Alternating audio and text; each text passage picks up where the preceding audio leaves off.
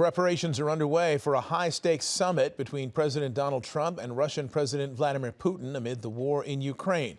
Tomorrow, the president is set to meet virtually with the president of Ukraine. This comes as the first of 800 National Guard troops arrive on our nation's capital. Our Michelle Fisher following the latest developments there. Michelle? Yeah, a lot happening in politics, Mark, as always. Well, it appears that Ukrainian President Volodymyr Zelenskyy is trying to shore up as much support as possible tomorrow ahead of Friday's high-stakes meeting. The hope is that that summit could bring an end to the war in Ukraine that's now been dragging on for 3.5 years. This is for the president to go and to get, again, a more firm and better understanding of how we can hopefully bring this war to an end. Amid continued calls for an end to the war in Ukraine, preparations are underway tonight ahead of a summit planned for Friday in Anchorage, Alaska, with President Trump and Russian President Vladimir Putin.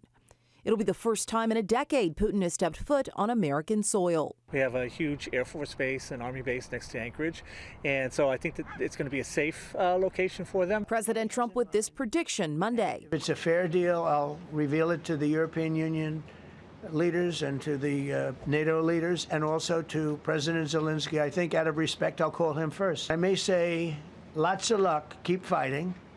Or I may say we can make a deal. President Trump, Vice President Vance, and European allies set to meet with Ukrainian President Volodymyr Zelenskyy virtually on Wednesday. Zelenskyy, who was not invited to Friday's summit, saying during a recent call with the president that for the first time there are signals Russia may be willing to agree to a ceasefire, although no concrete plans have been presented, and Zelenskyy warned the U.S. Putin is not to be trusted. We have seen in recent days Russian forces appear to make a pretty significant advance on Ukraine's eastern front. On American soil, meantime, troops with the National Guard fighting homelessness and crime in the nation's capital.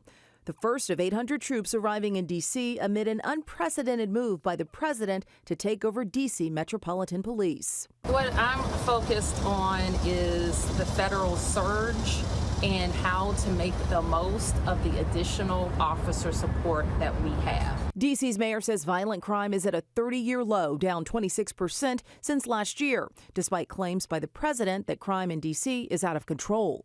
Here in California, where the president first brought in the National Guard amid unrest during June's ICE raids, a political showdown brewing over congressional maps, with Governor Newsom's press office seemingly poking fun at President Trump in this all-caps post to X, similar in tone to Trump's post on Truth Social. California will now draw new, more beautiful maps. They will be historic as they will end the Trump presidency.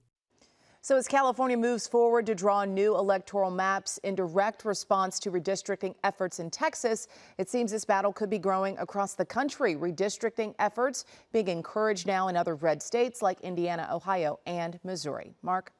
Michelle Fisher, thank you.